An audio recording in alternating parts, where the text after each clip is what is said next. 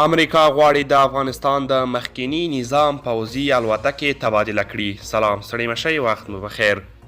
د امریکا دفاع وزارت یوه لوړپوړي چارواکي ویلي چې امریکا په افغانستان کې د ترهګرۍ ضد عملیاتو کې د ازبکستان او تاجکستان د ملاتړ په بدل کې د کابو 50 پوځي الوتکو د تبادلې په لټه کې ده. پولیټیکو امریکایي ورځپاڼې دوشنبې د سپتمبر په 19 د 2 تنو له قوله چې له دغو خبرو خبر دي راپور ورکړی چې امریکا له ازبکستان او تاجکستان سره د کابو 50 پوځي الوتکو لپاره له ازبکستان او تاجکستان سره د مذاکرې په حال کې ده چې تیر کال له افغانستانه بیول شوي دي.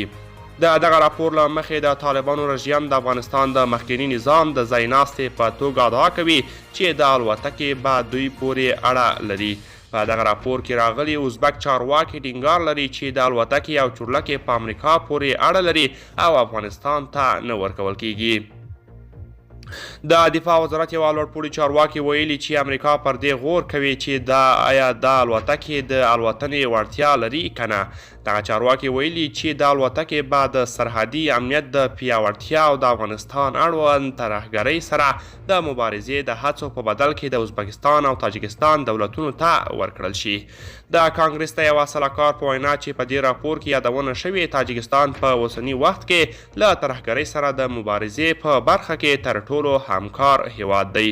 په راپور کې همداراز راغلي لري ښکاري چې ازبکستان یا تاجکستان د له روسیې سره تاریخي اړیکو ته په پام سره امریکا ته اجازه ورکړي ترڅو په افغانستان کې د عملیاتو د ترسره کولو لپاره په خپلو هیوادونو کې لا زیاتې دایمي اړې جوړې کړي. دوستان دا زموږ د نن ورځې چمتو کړی خبر. تر بیا ښه وخت.